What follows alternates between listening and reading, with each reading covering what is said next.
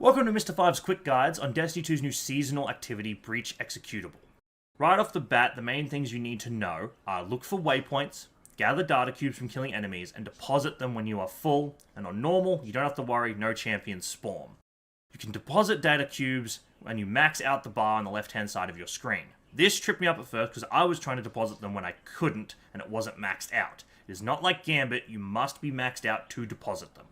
When you load in, a waypoint will show up leading you to a first location, as you can just see what's happened behind me.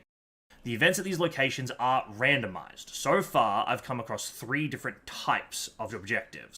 Enemy elimination objectives, basically some enemy type will show up, Fallen, Cabal, or Vex. Again, what's happening behind me is this objective. You will spawn in regular enemies and mini-bosses. Mini-bosses will be marked with waypoints that you can follow to make sure you find them. You kill enough of them, get enough data secured, and a boss will spawn. Kill the boss to continue on to your next objective. Objective claiming is one that I've only seen spawn in the canyon. The basic idea is you murder enemies, you hack a beacon that spawns, and you capture the points that appear on the ground.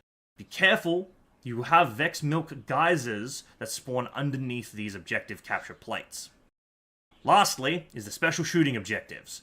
These are 2 that I know of. The first being out in the forest. You kill Vex Minotaurs, they drop a laser. You use this laser to shoot orbs that are floating in the sky. They end up leading you to a Cyclops. You kill the Cyclops, which is preventing you from shooting the rest of the orbs. You continue shooting them until they all link up, spawning 1 more Cyclops. After that Cyclops is dead, you move on to the next area. Your objective isn't finished, you have to continue this 2 to 3 more times. Once you are finished, you will then move on to your next objective. The other special shooting objective one is in a large area with cube structures. You will spawn in a bunch of Cyclopses, you kill these Cyclopses and they will spawn a buff on the ground. You get this buff by standing in it. If you've done Spire of the Watcher, it's similar to the buff in that. You then shoot the apples that are floating in the sky. They're just orbs, they look kind of like disco balls. Once you shoot them, all the data falls out, you pick it up, and then you can deposit that to finish the objective. You just continue this until you're done, essentially. Once you're done with any of these 2 objectives, could be any of them in a random order, you move on to the boss phase. So far, I have found that there are 2 bosses. A bunch of Vex with several Hydra enemies. You kill the enemies, bank the data, and then shoot the floating cubes in the sky to spawn in the bosses. You kill them all, and you're done.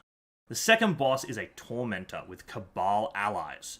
Only real special thing here is once you've weakened the Tormentor enough, he will spawn in Scions in these bubbles. You walk into the bubbles and kill them with either melee or guns, and then he'll spawn back in and you can DPS the Tormentor again from that point onwards. There's no funny business from there. I will say there is something special you should be made aware of. Once you get to a certain point in the story of the seasonal mission, you will get a hammer. You can use this hammer on these bronze cube structures you see around the place. If you walk up and interact with it, you'll slam it with your hammer, or your ally can as well, spawning in a bunch of radiolarian materials. You gather these materials and you can deposit them later, either at the helm or at the end of the mission, to get a bunch more of loot drops. I've even gotten several exotics from doing it this way. Once you've done with that, then you can move on to the boss phase. You can only do this prior to the boss phase, because if someone starts the boss, it will teleport your entire team into the boss room and there'll be no way to access the hammer interactables later on. So just keep that in mind before you go start the boss. Check to see if your teammates are out and about gathering these materials, because you will get them as well if they're gathering them. That seems to be everything. So thank you all for listening, and happy hunting.